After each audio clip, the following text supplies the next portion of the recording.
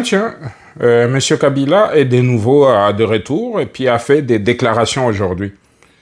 Bonjour chers amis, moi c'est Eli Moulaja, je vais analyser des choses, comme je vous ai dit depuis hier, qu'on est de retour puis qu'on va à chaque fois qu'il y a une actualité intéressante ou qu'il y a quelque chose à dire, on ne manquera pas de donner notre point de vue. Aujourd'hui, c'est la sortie médiatique de Joseph Kabila. Ce monsieur qui est recherché, un condamné à mort, qui réapparaît comme dans ses habitudes dans des zones occupées par des rebelles. Et aujourd'hui, il nous parle d'un concept tout à fait, comment j'appellerais ça, nouveau, non, un concept qui rappelle des choses douloureuses aux Soudanais. Il parle que le Congo se dirige tout droit vers la soudanisation. Bon, pour expliquer un peu plus clairement pour ceux qui ne sont pas au courant, le Soudan, c'est après des guerres fratricides, ils se sont divisés, puis aujourd'hui, il y a le Soudan, et puis le Soudan du Sud. Et depuis lors, des guerres continuent, puis ça n'en finit jamais, même si les deux pays se sont séparés, puis il y a encore une guerre au Soudan, puis les gens sont au courant. Et là, Joseph Kabila qui nous revient, puis curieusement, il a choisi le 23 mars, le jour de la création de son mouvement, le M23, pour faire cette déclaration, ce qui n'est pas un fait anodin, ce qui nous démontre clairement que ce monsieur a toujours été un rebelle, puis que le M23 est son œuvre, malgré ce qu'en disent certains, puis qui pensent que Kabila c'est un Congolais, puis qu'il a milité pour la cause du Congo. En même temps, Kabila nous dit que, sincèrement, là, ce gars, je ne sais pas pour qui il prend des Congolais. Il dit, Tshisekedi, dans sa dérive dictatoriale, on doit l'arrêter, puis on doit arrêter cette dictature, puis on doit sauver le Congo, puis tout ça, là. C'est un peu plus complexe et puis ça fait rire en même temps, puis en même temps c'est sérieux, là, puis redevenons sérieux. Puisqu'il s'agit du Congo, puisque ce gars, il prend des Congolais pour, comme je le dis toujours, des sacs de patates et puis qui peuvent venir les manipuler puis dire n'importe quoi. Souvenez-vous quand il a fait sa première sortie, je pense que c'était en 2024, oui, quand il a dit qu'il mettait de côté ses autres activités, puis qu'il revenait pour...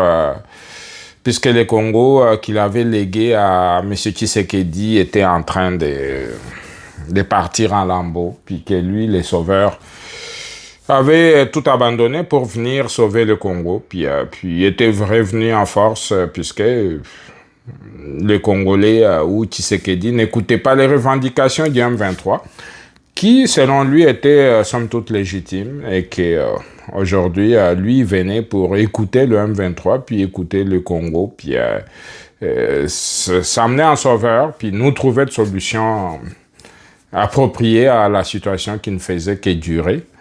Mais en même temps, quand il arrive, puis il se présente dans le camp de l'ennemi, puis il va visiter... le site d'entraînement du M23, puis ses collègues ou ses compatriotes rwandais, puis après, il nous dit qu'il est là pour sauver le Congo, puis il crée sa plateforme. Il fait inviter au Kenya des individus aussi erratiques que lui-même, des gens qui en quête de positionnement, comme le Jean-Claude Wemba, les autres, là, puis vous le connaissez, les Matata Pogno, d'autres condamnés à mort, et tout ce monde-là, puis ils veulent sauver le Congo, puis là, ça fait combien de temps, là? Un peu plus que 6 mois, puis on n'a pas vu le Congo sauvé, puis on n'a vu aucune action sur le terrain. Et là, aujourd'hui, il appelle les Congolais, Joseph Kabila, selon ses propres termes, à barrer la route, à faire des manifestations pour faire partir Tshisekedi. C'est amusant, puisque depuis que ce monsieur parle, depuis que ce monsieur, que ce soit lui ou Fayoulou ou tous les autres, j'ai jamais vu une manifestation à Kinshasa de grande ampleur, comme ce fut le cas à l'époque. L'Église catholique est toujours là. Mais curieusement, ils se sont jamais réunis pour nous présenter une manifestation monstre à Kinshasa qui est de nature à faire peur au pouvoir ou à envoyer un signal un peu plus clair que voilà, puis le peuple est contre ce que tu fais. Alors, quand l'UDPS disait à l'époque que c'était grâce à nous ou c'était du 50-50 avec l'Église catholique quand on organisait des manifestations, aujourd'hui c'est un peu plus clair. Et je pense que même l'UDPS s'était trompé en parlant de 50-50. Moi, je pourrais dire 95-5. Puisque on se rend compte aujourd'hui que sans l'UDPS dans l'opposition, celle-ci est morte. Puisque... Attendons voir, puisque Joseph Kabila demande aux Congolais de sortir dans la rue pour barrer la route au président Tshisekedi pour un troisième mandat qu'il lui attribue. On parle de changement de la Constitution. On ne parle pas encore de troisième mandat, là, à ce que je sache. Le changement de la Constitution. Si ça ouvre la porte à un troisième mandat pour le président Tshisekedi, why not? Mais en même temps, c'est pas en changeant la Constitution que automatiquement Tshisekedi devient président pour un autre mandat. Non. Il va y avoir des élections, auxquelles élections vont devoir participer tout le monde qui le veulent, que ce soit les gens de l'opposition, à l'exception des condamnés à mort et des condamnés pour prison à perpétuité, puis comme le Matata, puis tout ce monde-là. Mais tous les autres, comme le Fayoulou, puis le Sessanga, puis pas Katumbi, puisque lui, il a fui de lui-même sans qu'on l'ait interpellé, puis il s'est sauvé puisqu'on voulait avoir une information par rapport à l'aéroport ou l'aérodrome qui voulait réhabiliter sans que le gouvernement lui accorde l'autorisation. Puis quand on l'interpelle pour qu'il vienne expliquer pourquoi il a fait ça, puis le gars est parti. Et aujourd'hui, le gars, il est en train d'errer ça et là. Puis il s'est constitué lui-même en réfugié politique, je ne sais pas comment. Donc, pour ce qui est du reste, les Sessanga de ce monde et l'autre, le prix Nobel de la paix, M. Mukwege, lui aussi, il peut se présenter. Puis si les gens trouvent que Tshisekedi n'est pas si bon que ça, ils vont voter pour lui. Mais donc, on ne peut pas dire clairement que si Tshisekedi change de constitution, il brigue automatiquement un troisième mandat. Il a la possibilité de se présenter comme tous les autres Congolais. Ça va être aux Congolais de décider. Donc, c'est un débat qui ne tient pas. Mais le vrai débat, c'est le changement de la Constitution. Cette Constitution des belligérants. Je l'ai expliqué hier, je l'ai dit un peu plus clairement que cette Constitution-là avait beaucoup de confusion dedans.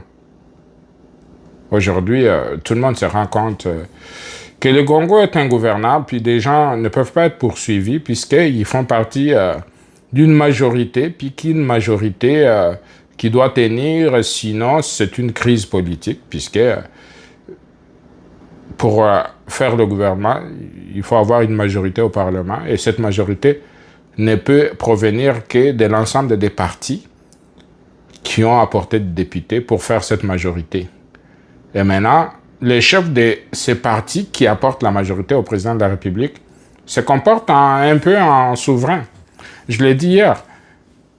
Remarquez que quand il faut proposer des gens au gouvernement, ces gens-là, qu'est-ce qu'ils font? Ils vont proposer, ils vont d'abord, se proposer eux-mêmes, proposer les membres de leur famille, proposer des amis.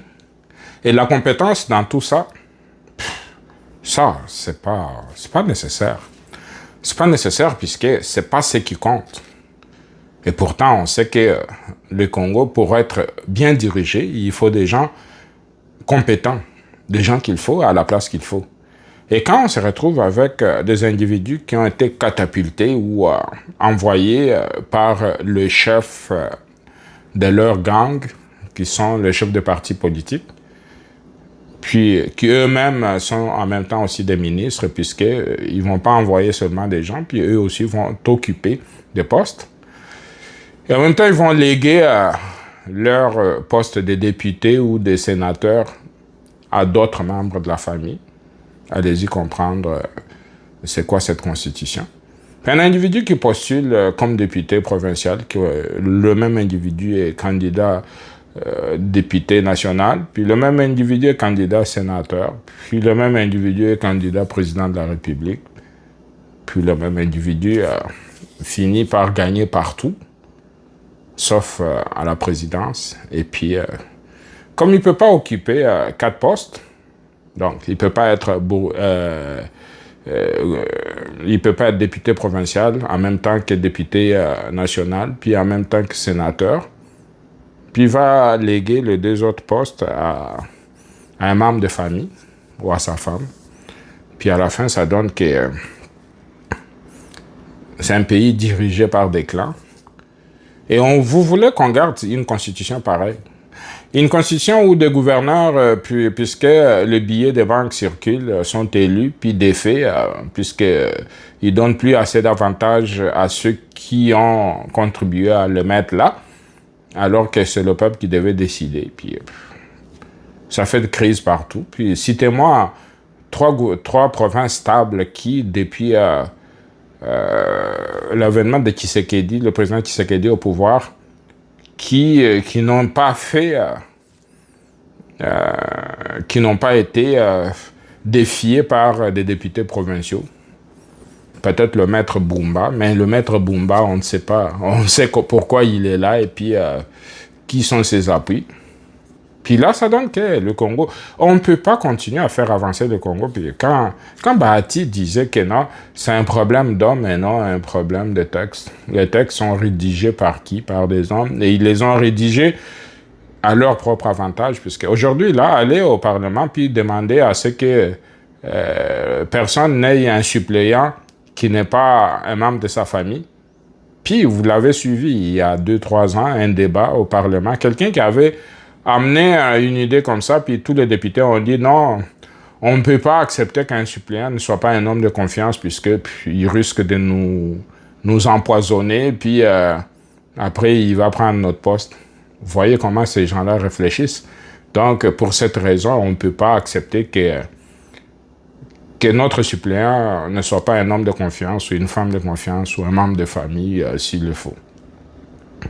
Mais en même temps, ce que ces gens-là oublient, qu'il y a des millions et des millions de Congolais qui ont besoin des emplois, puis qui, eux aussi, ont le droit de postuler, et eux aussi ont le droit de vivre pleinement, puis de choisir de devenir des politiciens, puis en même temps de se faire élire, ou quand il est suppléant, puis il peut aussi avoir sa chance de cette façon-là.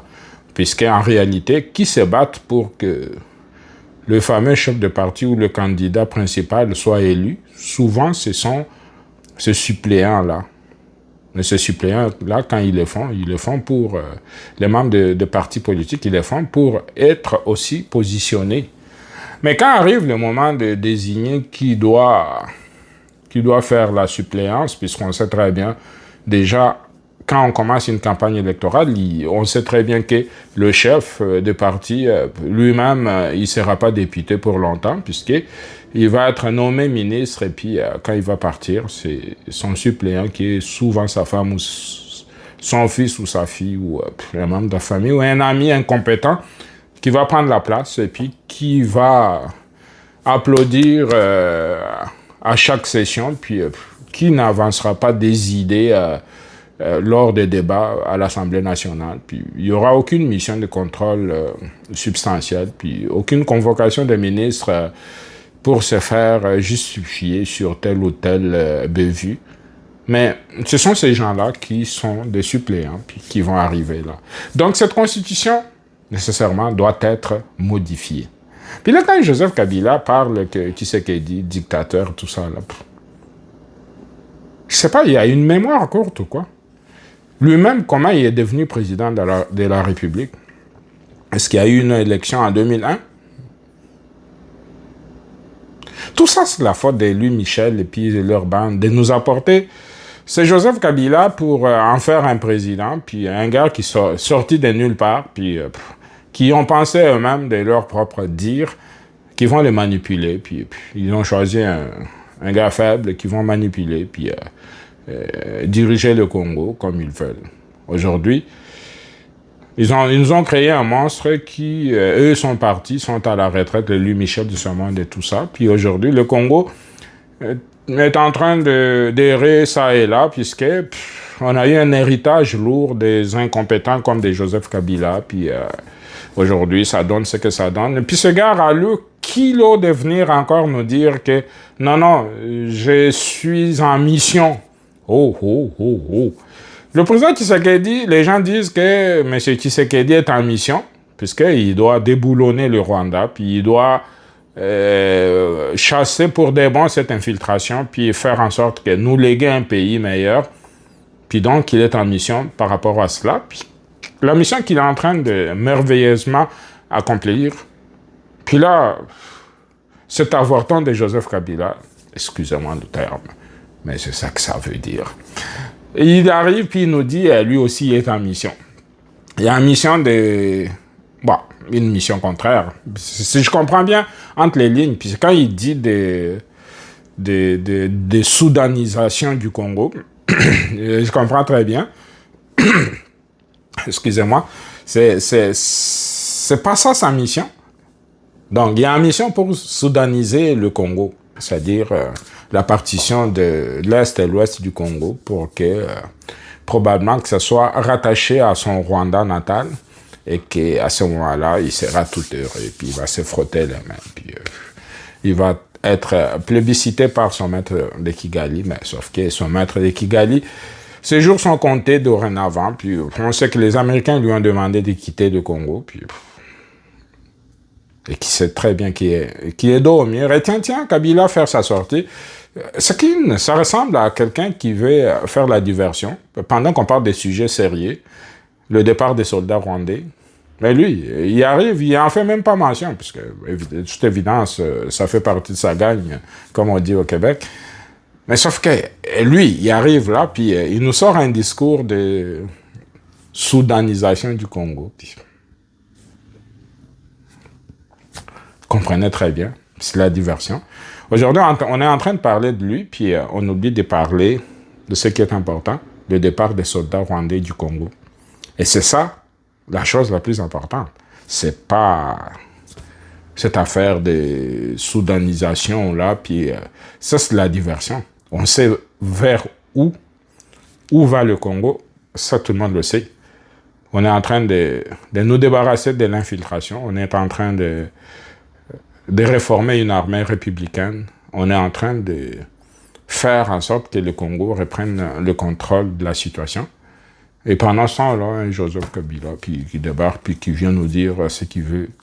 Ce que ça veut dire, mais tout le monde le sait. Bah. De toute façon, son appel à la mobilisation pour que des Congolais puissent manifester. Wait and see, on attend voir, puis on veut voir combien de Congolais vont sortir pour manifester en faveur de Joseph Kabila. Puisque ça fait combien d'années que Tshisekedi est au pouvoir depuis janvier 2019 jusqu'à aujourd'hui, ça fait quoi, 6 ans? On va vers la 7e année. Combien de manifestations d'envergure on a eu au Congo contre le président Tshisekedi? Aucune. Souvent, là, c'est des petits groupuscules d'individus, ça et là, instrumentalisés par... même Fayoulou, dont on parle de chef de file de l'opposition, puis... J'aimerais qu'on me sorte une vidéo, on me montre une foule sortie par M. Fayoulou en train de manifester contre le président Tshisekedi. Ah, je pense pas. Je pense pas que quelqu'un me sortirait une telle vidéo. Mais pendant ce temps-là, le gars, il dit qu'il est populaire, puis que les catholiques, il n'a qu'à se rallier aux catholiques, comme ils le font déjà, et ils peuvent donner un mot d'ordre, puis nous dire, ils veulent faire une manifestation monstre, et puis une démonstration de force, puis qu'on va voir. Certains vont dire que, oh non, puisque le gouvernorat interdit, puis tout ça, là, puis le gouverneur interdit leurs manifestations. Puis... Mais dites-moi, quand l'UDPS sortait des gens dans la rue, est-ce que c'était sous la bénédiction de Joseph Kabila?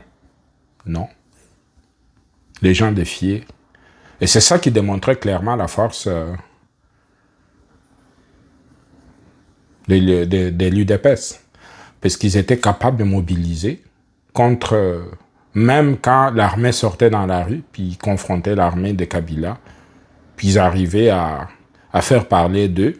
Puis, vous savez, par la suite, il y a eu combien de morts. Et aujourd'hui, Kabila, qui veut nous dire que Tshisekedi est un dictateur? Combien de gens Tshisekedi a fait tuer lors des manifestations? En tout cas, c'est triste, hein? C'est triste à dire. Ben, je pense que le président ou l'ex-président ou le rebelle de Kabila doit se taire. Puis, je ne sais pas pourquoi on l'a laissé faire tout ça là. Où étaient les drones pour cibler ces garçons-là, puis l'envoyer au pays de ses ancêtres? Puisqu'on ne peut pas dire au pays de nos ancêtres, au pays de ses ancêtres rwandais, puis en finir par là. Mais sauf qu'on l'a laissé faire ça. Puis, ben, toujours est-il que, jour après jour, on est en train de voir la vraie face de l'individu. L'individu qu'on nous a présenté comme quelqu'un de sage, qui parlait pas beaucoup, qui écoutait, puis qui... Aujourd'hui, on entend écouter, puis on rit. On se pose des questions, est-ce que ce gars-là, c'est lui dont on nous a présenté comme étant un gars très sage, puis non, on se rend compte que le gars, en se taisant, il camouflait ses insuffisances, et puis aujourd'hui, on voit clairement que à chaque fois qu'il parle, il dit rien, puis il s'enfarge dans des déclarations vides d'essence, et puis aujourd'hui, on voit que c'est ça. Donc, chers amis, continuez à vous abonner, puis faisons avancer le Congo. Le Congo a besoin de nous tous, et puis si on veut faire que ce Congo puisse s'affirmer, continuons à en parler, puis continuons à nous édifier en vous abonnant sur notre chaîne Congo Power, puisque c'est la force du Congo. C'est la force qui va faire avancer le Congo, puis l'union fait la force, et puis on va faire du Congo un pays meilleur, un moteur de développement pour tout le continent africain. N'oubliez pas, le deal avec les Américains arrive à grands pas, puis beaucoup d'emplois créés, puis beaucoup de choses à faire. Préparons-nous pour le deal, puis mettons de côté des gens comme de Joseph Kabila de ce monde qui viennent encore nous distraire, et puis focus sur le départ du Rwanda du Congo, focus sur